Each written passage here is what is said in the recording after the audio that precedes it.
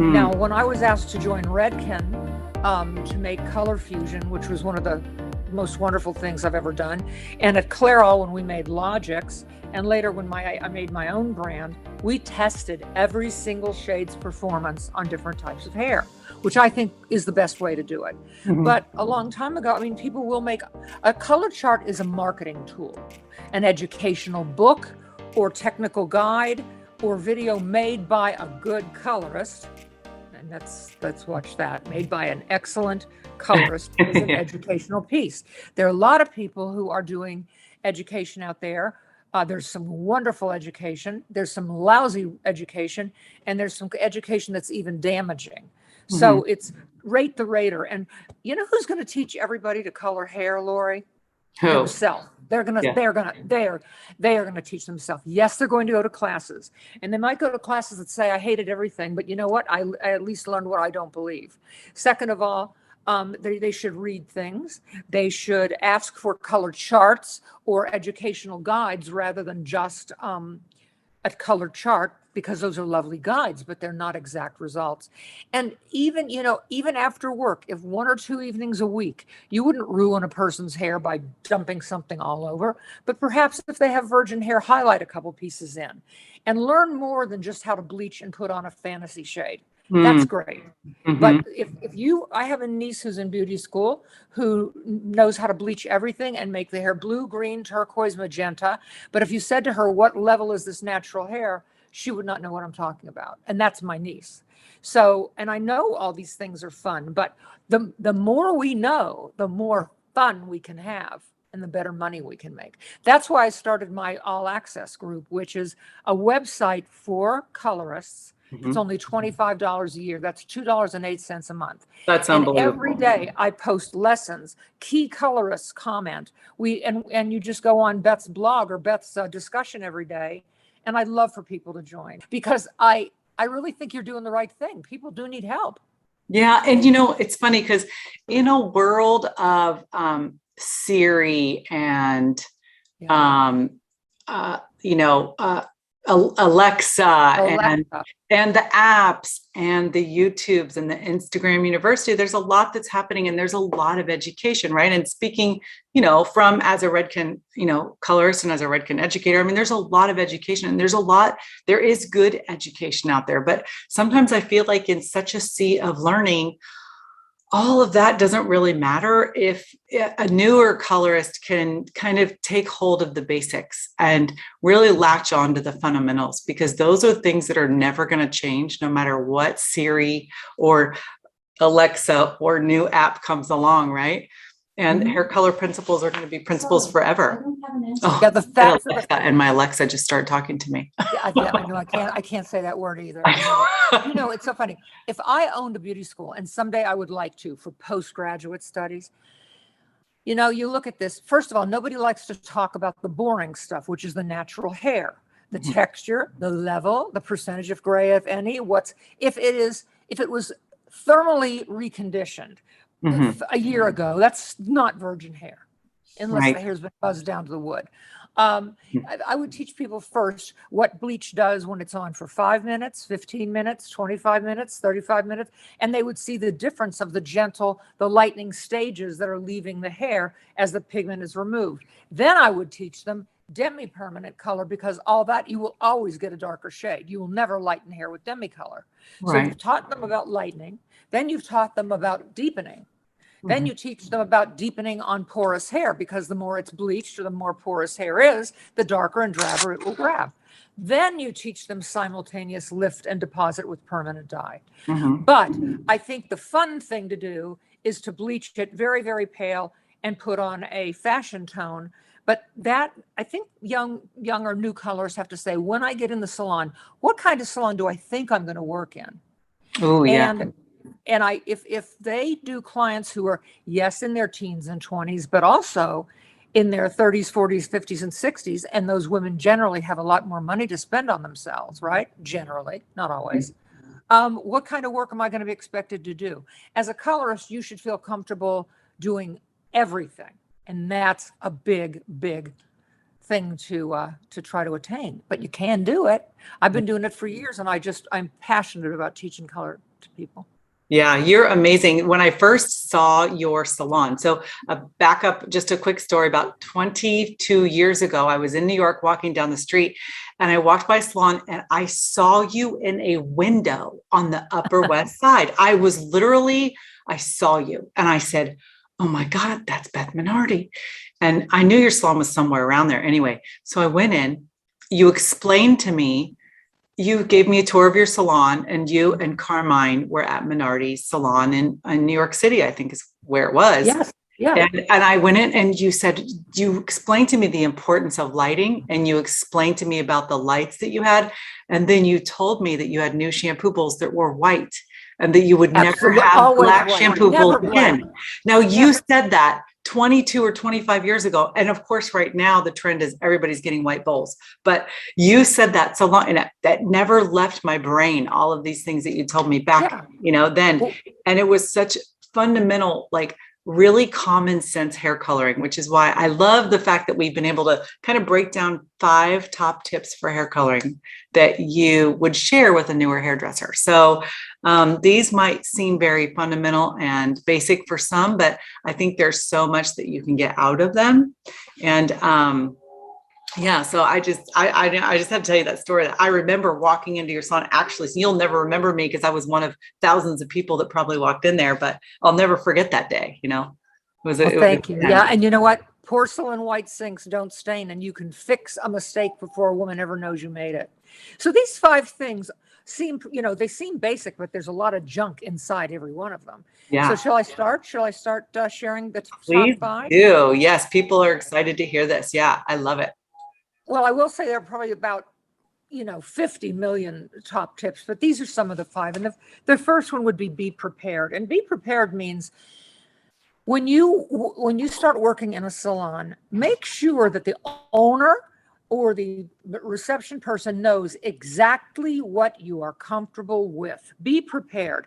If you know a lot about blonding hair, great. If you know a lot about gray coverage, wonderful. If you love to create blonde, or you love to create red, or you love to do tint backs, but make sure you are prepared. And when that woman comes to the chair and you evaluate her, you are able to create something that you don't freak out over. I'm going to turn this off. Wait just a second. That you are able to create and to produce, and that the client feels you are confident. That client, from the minute you come in, be prepared. First of all, make sure that when you get to work in the morning, you look in the dispensary. Do you have developer? Do you have lightener?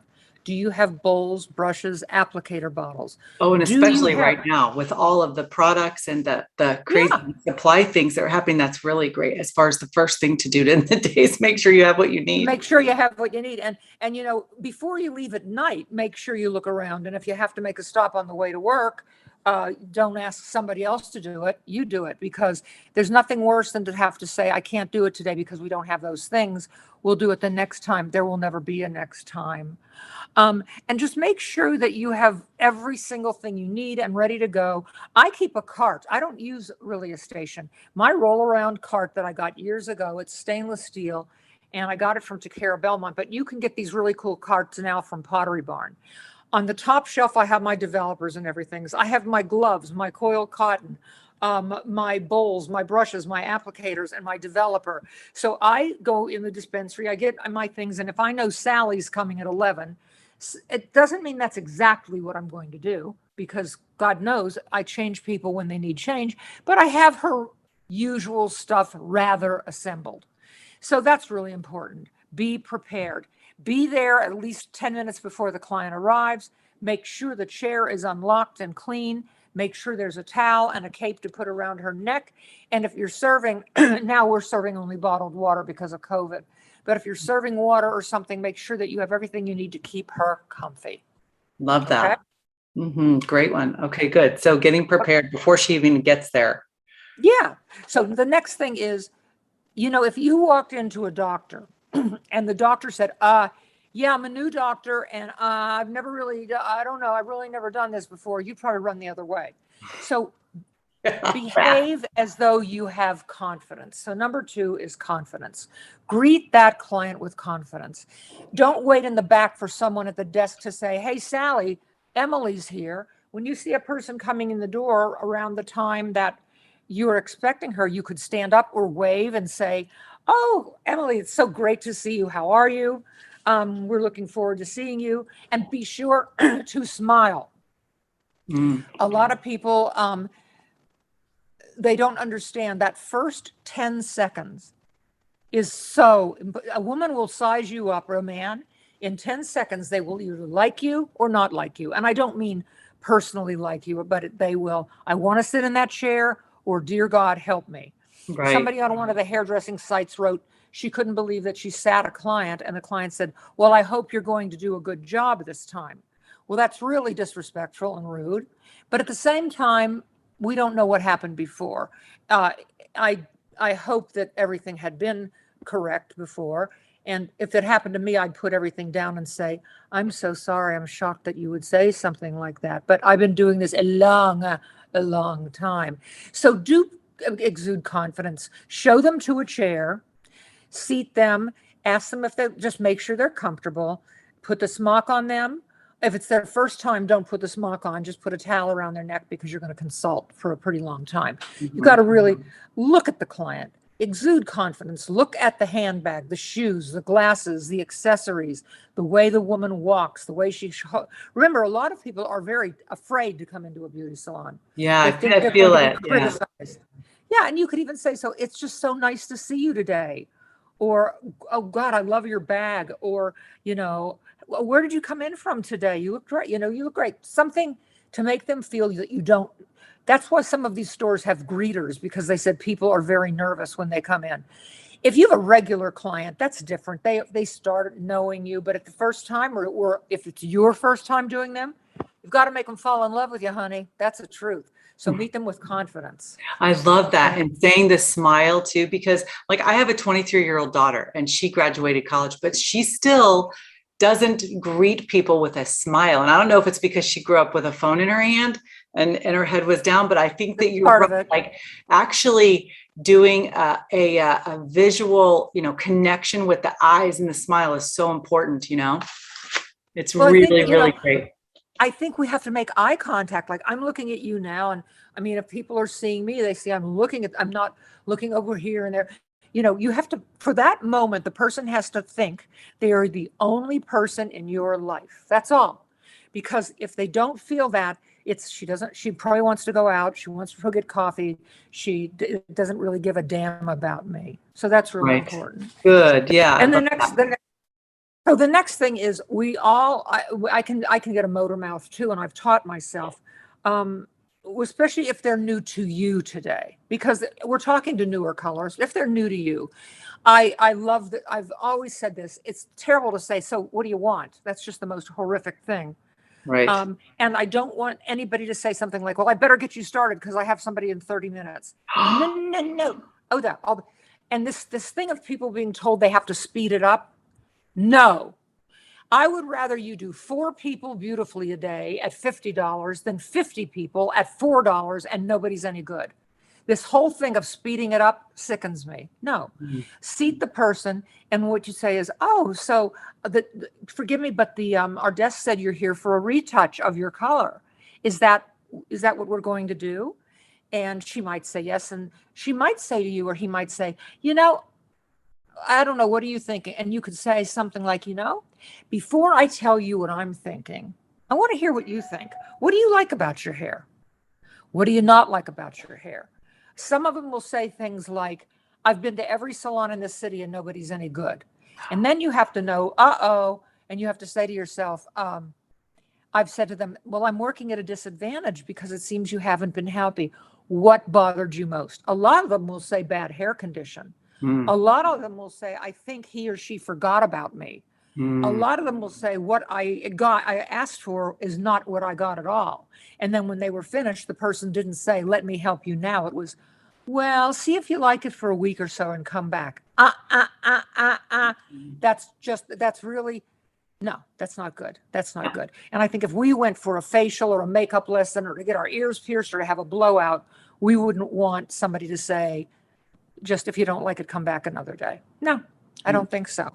I don't think so. So, but let her talk really. And kind of when she starts talking, look at her, look interested, eye contact again, a smile every once in a while.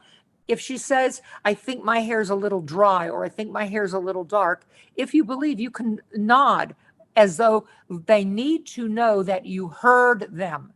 It's not this, come on, put it on so we can go out in the back and have a smoke or be on our stupid phone. And honey, I love my phone too, but I can't believe they said a certain percentage of teenagers said that rather than give up their phone, they would rather have a finger amputated. And that was on the news yesterday. Wow. They would rather, yeah. So, you know, I think when you and I were little, there were these giant cell phones, but they had a wire and an aerial. There was not what we have now in a purse, at least when I was a kid. You know, when I was in high school, your phone had a cord that was curly and long, and you could reach around the corner so your mother didn't hear. But anyway, we have to worry about, and if the client could please, while you're consulting, not use her phone. Just ask, this is, and say, this is our little time. I know it'll just take a few minutes, but it's so important to me. I'm here to make you happy. Okay. Now, what if they use their phone to show you a photo, like an inspiration? Oh, that's good. Picture? Yeah. Yeah. The only thing is you have to say to them, are you aware that this picture was taken perhaps with a flash or with a filter? Now, she shows you a beautiful head of dark honey blonde hair with all these highlights, but she's booked for a single process. You can't say, because you're going to be scared, you're going to say, okay, I can do that. No, you have to say, are you aware? Let me explain to you. That's very pretty. And that would look great on you, but I'll tell you what they did. You have natural light brownette hair. So what I need to do is first lighten your base to a deep blonde. And then we need to highlight or paint your hair with blonde pieces through the hair. And that takes more time and more effort. It's good for them to show you a picture. Sometimes they'll show you, I mean, and I've had women who are in their 50s show me a 30-year-old woman whose hair is down almost to her waist. And they have hair like up to here, you know, up to above their ears, and their hair is super fine. And you can say, I understand what you like about that. Maybe you like the dimension. Maybe you like the richness. Maybe you like the shine. And say, based on what you're showing me, you know, you might be able to achieve it today. You might have to say, I can get you closer to that, but it'll take several more appointments, especially if it's corrective, to get you there. Or you might say, let's get started. And also they need to know, let's get started. It's going to take me about 45 minutes and then you'll be at the sink and the price is blah, blah, blah. Good. So number 3, let her talk. I'm going to write this down because that was letting her talk. Letting her talk. And then after she talks, respond. Awesome. Yes. So letting her talk, listening, and then letting her respond. I love that. And you had some open-ended questions in there, you know, what do you love about your hair? Yeah. What do you like about your hair? What bothers you the most? What bothers you the most? When were you happiest with your hair? What did it look like then? Those are golden questions right there. I hope that anyone who sees this tonight, looks like Linda's on this call, or anybody who hears the replay, those are golden lessons. Linda says, I miss hearing you, Beth. Learned so much about color from you. That's great. Oh, join All Access or be on my Facebook page. It's free. Yeah, the Facebook page. Let me just mention this real quick because I want you to know that the Facebook page of Beth, she has a private Facebook group. It's called Conversations with Top Color Professionals. It's her private Facebook group. She gives a ton of value. There's wonderful content in there. There's troubleshooting. There's lots of great resources for hair colors. It's a wonderful community. So I just want to make that so that we don't forget to do that at the end. But thank you. And you know, we have 3,600 colorists from all over the world. Killer. They'll tell us what they're doing in Dubai. They'll tell us what's happening in Russia. They'll tell us what's happening in California. They talk from all, and they want to share with you, and they want your help, and they want your opinion. So it's and we can put it up later. It's Beth Minardi's Facebook group. The next thing we should talk about is evaluate. Now, this is really important. As the woman's finishing her conversation with you, and it's before you start making promises, evaluate her hair. Now, most of this consultation I do when I'm not standing up. I'm sitting in a chair next to her and I'm not looking at her in a mirror. I'm looking at her straight in the face. Evaluate is when we start touching her hair. We might use a nice brush and start gently brushing the hair, parting the hair vertically down the sides, looking at the way the hair looks at the hairline, behind the ears, the nape, and in the crown. There might be women who are super gray in the front with no gray in the back. There might be people whose hair is much darker naturally in the back and lighter in the front. You never know. So, and if somebody has anything that you see like really bad, terrible scalp conditions that look like they've been bleeding. I once had a girl who pulled out her own hair.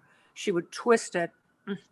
And she said, I said, she would literally had big bald circles on her head. And she said, well, you know, I hate my mother, like that. And I wanted to help her. And I recommended highlighting because I couldn't put anything. Her scalp would have gone through the ceiling. Isn't it so true? Yeah, we see those things with people, and it's really, we're more than colorists to them. A lot of them, we're psychologists. Yeah, they're going to tell us. Yeah. And they will tell us. So evaluate and say, you know, based on what you're asking for, based on what the way your hair is now, evaluate. Say, as I evaluate this, here's what I see we can do the easiest. If you'd only like to come in every 7 or 8 weeks, here's what we can do to make you really happy today until you get to know me and trust me. Or here's what another thing we could do, your base, we could high and low light you. We might be able to deepen you via low lighting or something. So you're going to evaluate and suggest, or evaluate and recommend, but don't recommend until you evaluate. And then she might want to talk a little more.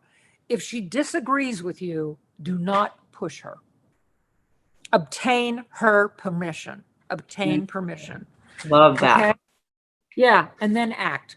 Once she has heard what you're going to do, she knows how long she's going to be there, because you don't need anybody who wants to be a blonde and says, oh my God, at 1:45, I've got to go get my kids from school. And she arrived at 11. That ain't going to work. I've had that too. I've had them leave with a plastic cap, get the kids and come back. Wow. But you have to ask them, how long can you be with me today? Yeah. Okay. Good point. And then act and say, I'm going to get everything I need. Make sure she's comfortable again, make sure that, and make your plan. And when you act, it's okay. I'm going to softly lighten her roots and cover the gray. She doesn't want warmth, so I'm going to make sure I include an ash tone with a neutral tone that's close to at the same or similar level as her current root. I'm going to make sure I put it on in tiny, even sections. In front of her, I'm going to set the timer. And this is so important. Oh, it is not true that everybody covers in 30 minutes. Color companies will say that because they'll say, well, another company said, you got to say 30 minutes because she wants to leave. There's nothing worse than if you take a delicious cake out of the oven before it's baked and you've used the best things and are the best baker and the cake fails, it ain't the cake's fault. It's not the oven's fault. It's not finished. And say, I'm setting your timer so she can see it, that they don't get scared. If you have magazines, give her something to read. So evaluate and proceed. Evaluate, obtain her permission and act. Obtain her permission and act. Here's what I do. When I bring the applicator or the bowl and brush, I say, I'm going to tell you, here's what I'm going to do. When I'm applying it, I'll say, here's what I'm applying. Nice. When I finish and set the timer, I'll say, in the next 45 minutes, your hair is going to process at room temperature. I'll be back to check you. Can I get you another water or whatever? So tell them what you're going to do. Tell them what you're doing.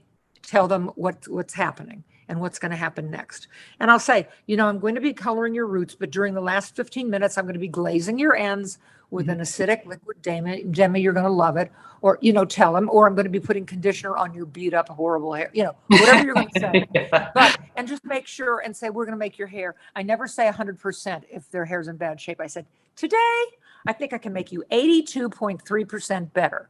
The next time it's going to be 91%, and the time after that, 99%, because my dear friend Nancy Braun says it. She'll say, we've got to do a little exploratory surgery here.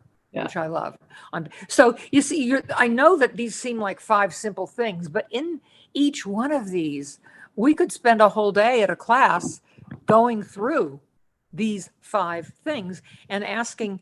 You take the colorist away and you say, what do you think that woman just said to you? Yeah. Now you, without her, go back to the client and say, what did you decide with the colorist? Most of the time, it's pretty close. There are some times when it's day and night, or there are women who will change their mind during the appointment. Oh my, yes. Now, to prevent that, I mean, they'll first show you a picture of Meg Ryan, and then they'll show you a picture of Scarlett Johansson. And they don't look like either one of those women, but nonetheless. So during the appointment, she might even see a client whose hair she likes, and she's getting what she told you. She'll point across the way and say, oh, I really like that one. It's not like buying a dress where you can buy this one or that one. Once I've got that on you, and so I say, well, that's very pretty too. I think it's better for her, but we can talk about that the next time. Mm-hmm. That's a good verbiage to use. Don't hover. Don't go away from them for 10 minutes. Hide. Either go on to another client, go to the front, go to the back, 5 to 7 to 10 minutes, and then check them. If you hover, the woman's going to think you have nothing else to do. She's going to be nervous, and she's going to think she has to entertain you. Now, you might have to entertain her. There are talkers, and they're the ones who want to get on the phone or make their calls or write their lists. So check in on them, but don't hover.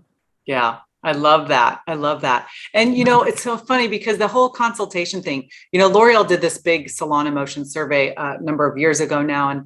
And when they asked all these hairdressers, how many of you give a consultation? You know, like, oh, they all say yes. 97% said I give a consultation. But then L'Oreal asked all the clients, 100,000 clients, how many of you have received a consultation? And it was only 7% of them said they ever received a consultation, because they didn't actually know that they were going through a consultation, whether it's because the stylist wasn't writing anything down or because it was just so quick and short and there weren't any open-ended questions. So the subject, and you know, we've all been to consultation classes and maybe we've learned and heard, but the details that you went into today are so awesome, because you really have to spend time so that the client knows she's getting a consultation before you begin. And I think a couple of big points that you hit on, telling them how long it's going to take or how many visits it's going to take, right? And maybe that they have to go to hair rehab in between. They need to go the 12-step program in between, and how much it's going to cost. You know, those things are so important. And when the guest feels like you care enough about them to share information, I love that you said, here's what I'm doing now. Here's what I'm, you know, mixing. Here's what I'm, you know, you telling the client what you're doing and what the next step is. I love that too. So those are all just huge, huge points that I really think people will appreciate.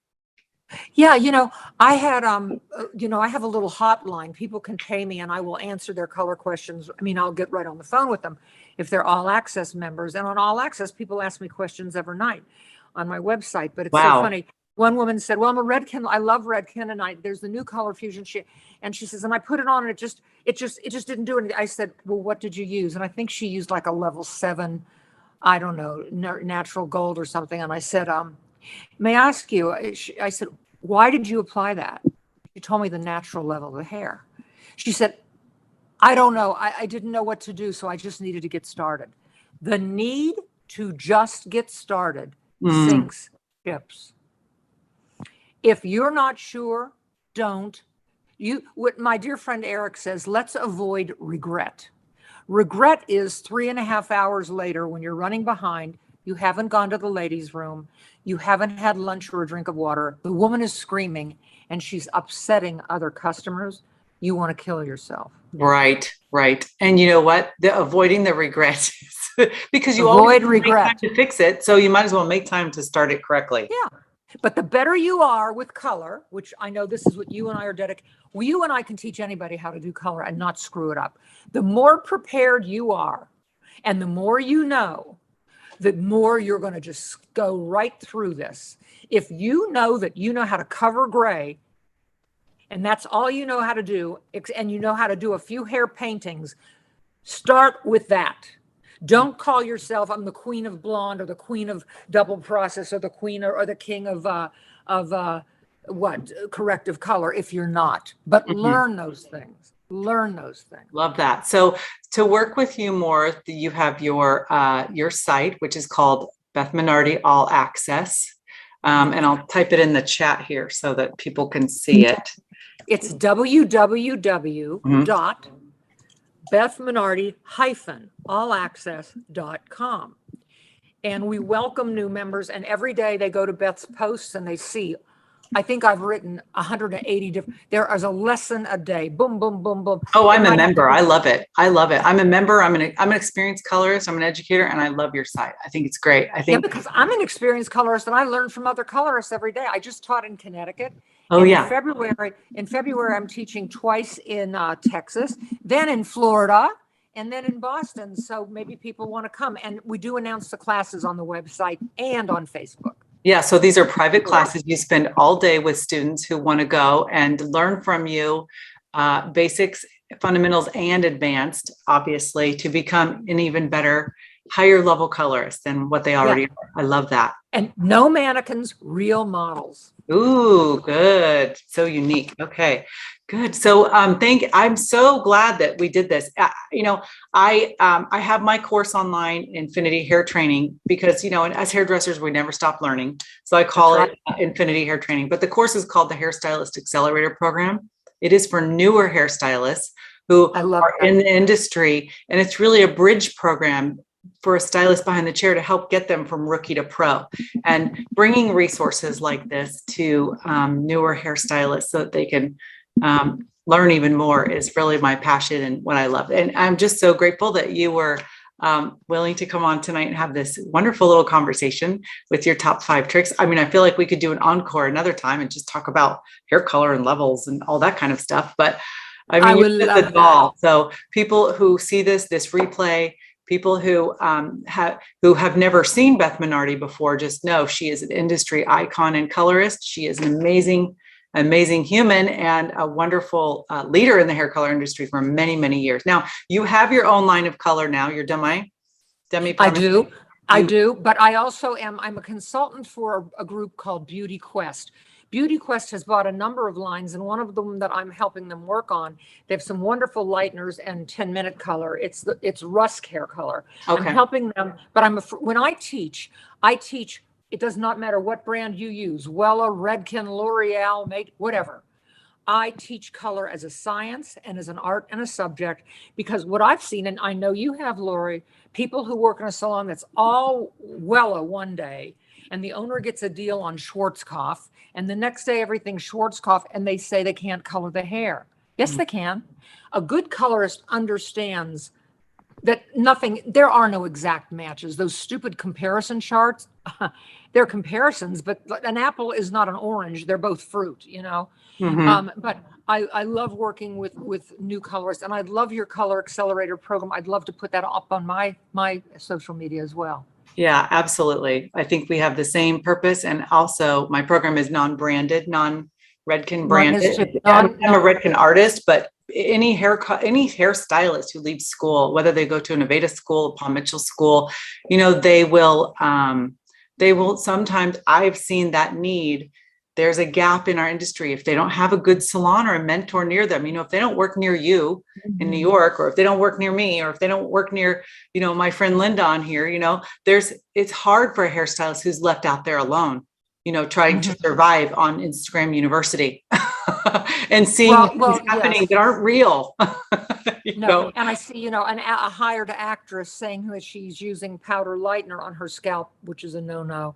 And she's doing that. And then she's a beautiful actress, and it's not her applying it. She said, let me start. And then she said, tomorrow I'll be back to show you what it looked like, because a hairdresser finished it and a hairdresser toned it and blew it out.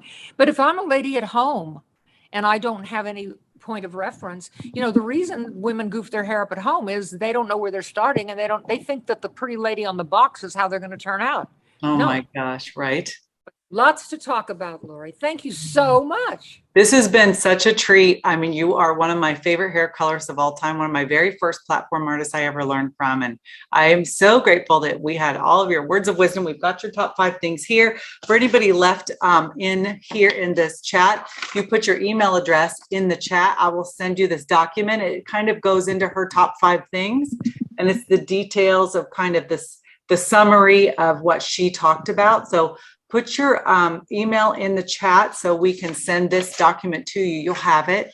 And if you want to link up with, if any newer stylist, Infinity Hair Training is my site. And then I did link Beth's as well. And you'll see that in the chat as well. So thank you so much, Beth, for being here. And I really appreciate you and all of the value you bring to our industry. So yeah, and Chantel left her email and so did Linda. So we'll make sure to send that out. And for those of you on the replay, if you need more information from us, you can email lorifudens@gmail.com. That's LORIFUDENS @gmail, or Beth Minardi, all access. What's your email address? Or Beth Minardi @gmail is my email. There you go. Beth Minardi @gmail. So both of us are Gmail users. Good deal. Okay. Thank you. Very, very, very honored to speak with you all. Thanks, Lori. Yes, I appreciate you very much. And we'll talk to you soon. Bye, everybody. Thanks, Lori. Bye-bye.